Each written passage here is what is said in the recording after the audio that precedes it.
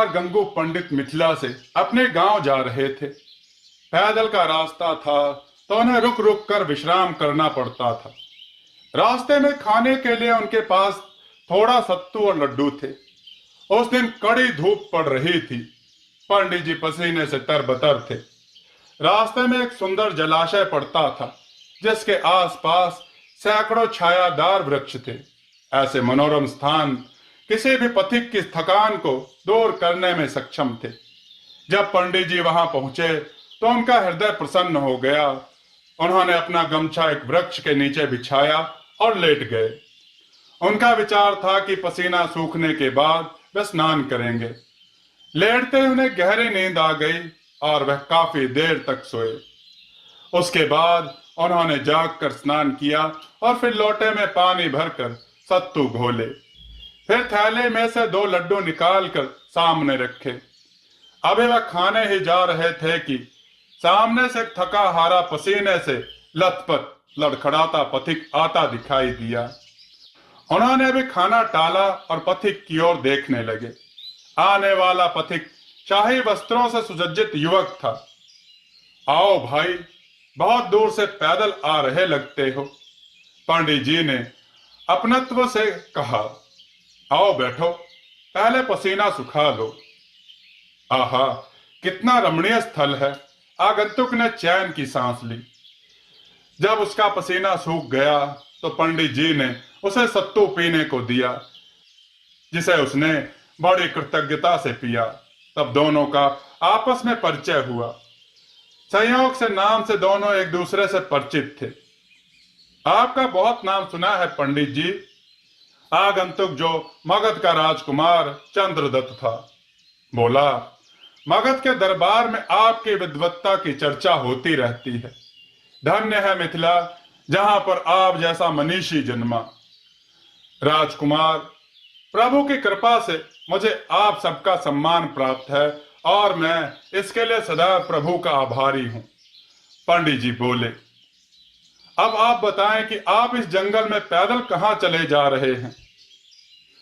पंडित जी बोले, मैं अपने अश्व पर सवार कुछ साथियों सहित आखेट पर निकला था। एक हिरण का पीछा करते करते मैं साथियों से बिछुड़ गया। हिरण एक घने जंगल में प्रवेश कर गया था। मैं उसके पीछे था। हिरण तो गुम हो गया था और मैं एक सरोवर देखकर रुक गया। मैं और मेरा घोड़ा दोनों ही प्यासे थे।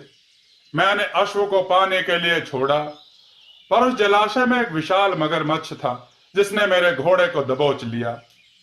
ओह बेचारा घोड़ा! मैंने बहुत प्रयास किया पर घोड़े को ना बचा सका। चंद्रदत्त उदास स्वर में बोला। हार कर मैं वहां से चल पड़ा और यहां आ पहुंचा। बहुत कष्ट पाया राजकुमार। खैर, सब प्रभु की इच्छा से होता है। अब आप कुछ खा लीजिए। गंगू पंडित ने बड़े प्रेम से चंद्रदत्त को 2 लड्डू दिए और स्वयं भी 2 लड्डू निकाले और खाने के बाद पानी पिया। तत्पश्चात दोनों लेट गए और बतियाने लगे। चंद्रदत्त अपने राज्य के विषय में बता रहा था।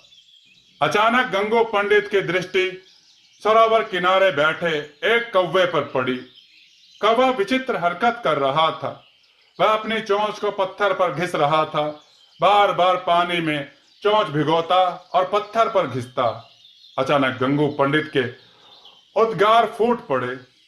राजकुमार चंद्रदत्त ने आश्चर्य से गंगू पंडित को देखा। अरे पंडित जी, असमय और अकस्मात कविता पाठ! आप तो कभी भी हैं।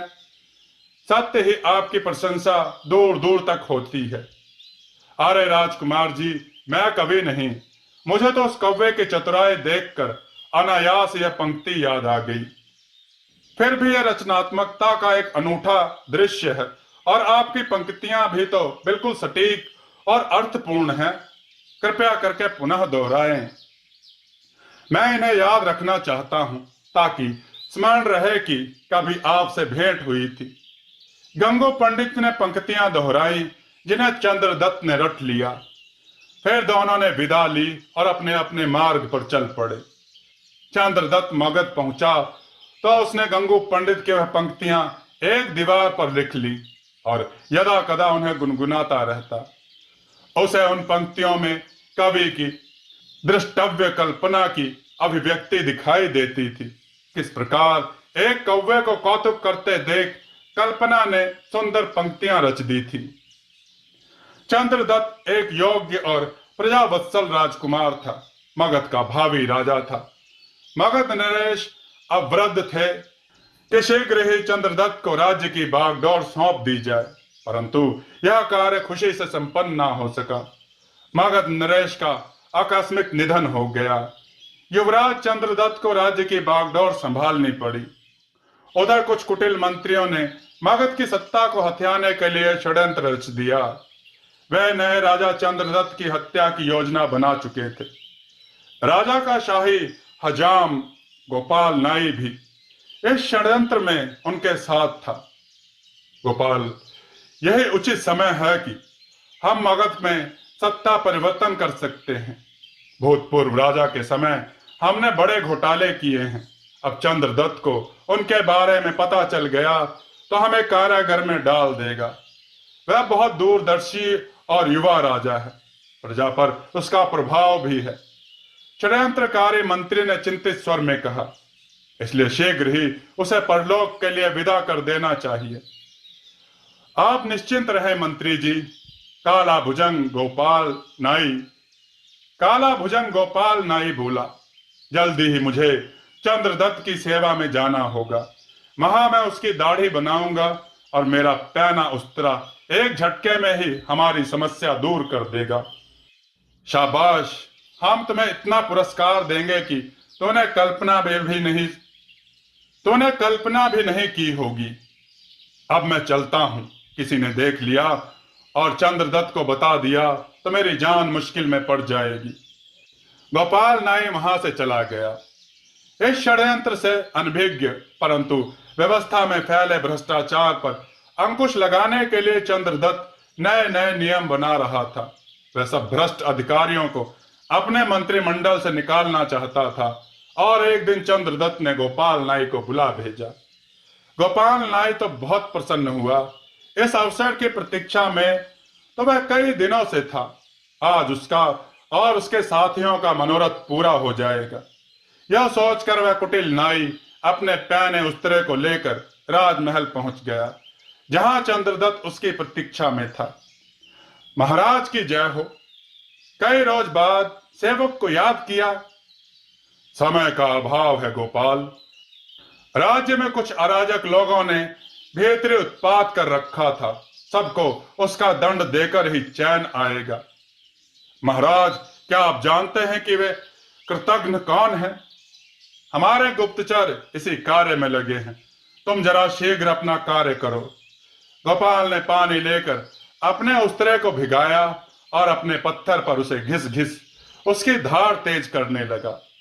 तभी वहां एक गुप्तचर आया, जिसने राजा चंद्रदत्त से गुप्त मंत्रणा की और चला गया। गोपाल नाई कुछ सुन तो नहीं पाया, पर उसे शंका हो उठी।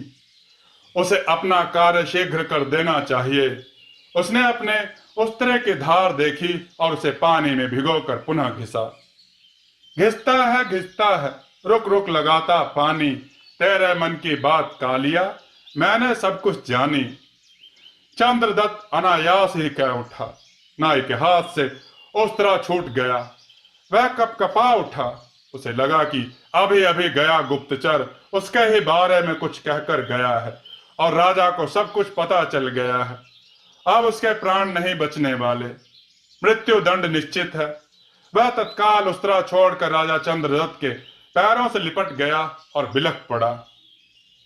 क्षमा महाराज, क्षमा, मैं लालच में आ गया था। लालच ने मुझे अंधा कर दिया और मैं षड्यंत्रकारियों के साथ हो लिया। मैं नहीं जानता था कि आप इतनी शीघ्र जान जाएंगे। राजा चंद्रदत्त उस स्थिति पर हक्के बक्के थे। उठ और सब कुछ साफ साफ बता, चंद्रदत्त ने कहा।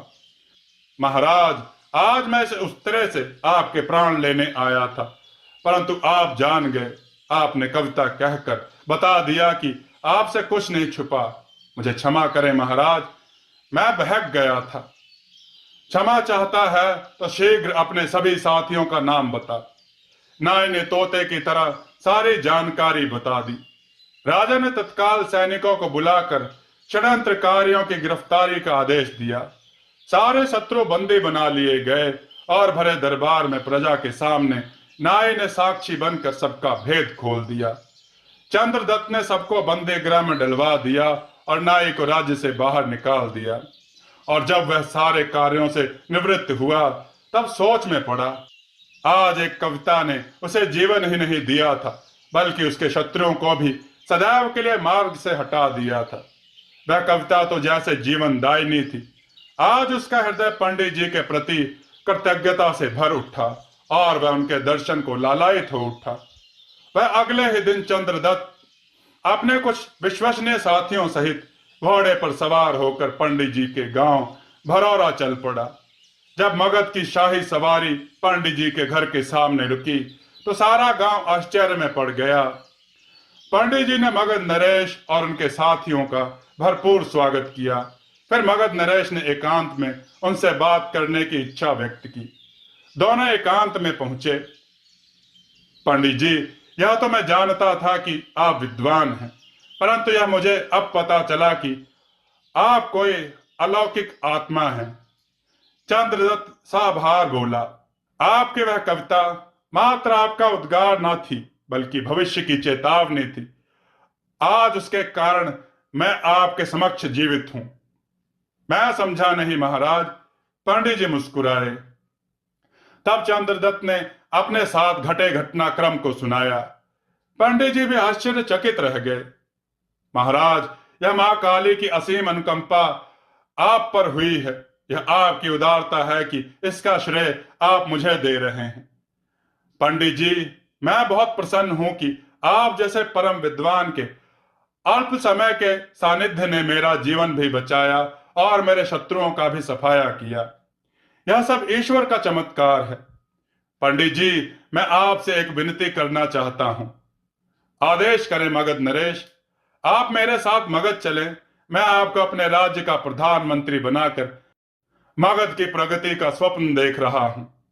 महाराज, आपका यह सम्मान मुझे अभिभूत कर गया, परंतु मैं आपकी सेवा करने में असमर्थ हूं। मैं अपनी जन्मभूमि मिथिला का ऋणी हूं और उसका ऋण तो उसकी सेवा द्वारा चुकाना होगा। मुझे अन्य कोई आदेश करें। धन्य है मिथिला, जहां आप जैसा विद्वान और देशभक्त ने जन्म लिया। मैं आशा करता हूं कि आप एक विद्वान होने के नाते आवश्यकता पड़ने पर मुझ नए शासक का मार्गदर्शन अवश्य करेंगे। अवश्य राजन, यह मेरा सौभाग्य होगा। तत्पश्चात राजा चंद्रदत्त भावभीनी विदा लेकर और गंगू पंडित को ढेरों उपहार देकर मगध को लौट गए। सारा गांव आश्चर्यचकित भी था और गर्व से फूला जा रहा था कि उनके पंडित की ख्याति मगध तक फैल गई थी और पंडित जी की पत्नी तो ऐसे पति को पाकर अति प्रसन्न थी। मित्रों, आपको यह कथा कैसी लगी कमेंट में बताइएगा। वीडियो को लाइक कीजिएगा, चैनल को सब्सक्राइब कीजिएगा और वीडियो को अधिक से अधिक शेयर कीजिएगा और कमेंट में जय श्री राम अवश्य लिखिएगा। जय श्री राम मित्रों।